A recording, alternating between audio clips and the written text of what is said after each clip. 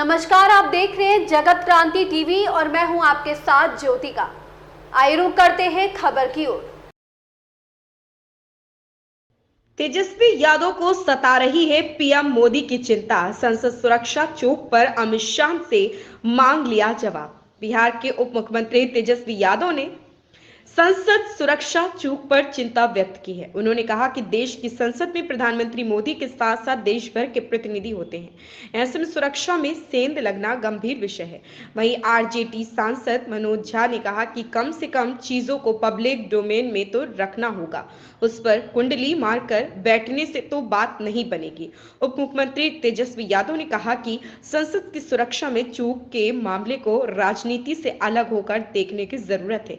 यह बहुत ही गंभीर चिंता का विषय है। संसद भारतीय लोकतंत्र का मंदिर है। इसमें प्रधानमंत्री और मंत्री ही नहीं, पूरे देश के जन प्रतिनिधि रहते हैं। हर किसी की सुरक्षा का सवाल है। तेजस्वी ने शुक्रवार को यहां कहा कि सभी दलों को विचार करना चाहिए कि भविष्य में इस तरह की घटना की पुनरावृत्ति ना हो। संसद की पूर्ण सुरक्षा के लिए सरकार ठोस कार्य योजना बनाए। उप मुख्यमंत्री ने कहा कि सभी दल मांग कर रहे हैं कि इस घटना पर गृह मंत्री अमित शाह सदन में वक्तव्य दें। इसमें कुछ भी बुरा नहीं है। गृह मंत्री को संसद में बताना चाहिए कि दर्शक दीर्घा से सदन में कूदने की घटना कैसे हुई, सुरक्षा में कहां चूक हुई है, सुरक्षा चूक के लिए क्या कार्रवाई हुई और भविष्य में इस तरह की घटनाओं को रोकने के लिए क्या उपाय किए जा रहे हैं, यह सब बताना देश के गृह मंत्री की प्राथमिक जवाबदेही है। मनोज झा बोले, कुंडली मारकर बैठने से तो बात नहीं बनेगी। संसद सुरक्षा चूक पर आरजेडी सांसद मनोज कुमार झा ने भी प्रतिक्रिया दी। उन्होंने कहा, अगर हम विपक्ष के सांसद ये पास जारी करने वाले होते तो हम पर यूएपीए लग गया होता।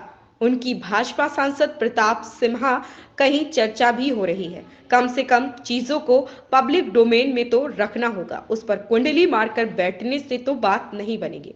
संसद की सुरक्षा चूक मामले में अमित शाह को स्पष्टीकरण देना चाहिए। अशोक चौधरी, जदयू के वरिष्ठ नेता व भवन निर्माण मंत्री अशोक चौधरी ने कहा कि संसद की सुरक्षा में चूक पर केंद्रीय गृह मंत्री अमित शाह को स्पष्टीकरण देना चाहिए। संसद की जिम्मेदारी केंद्र सरकार के पास ही है।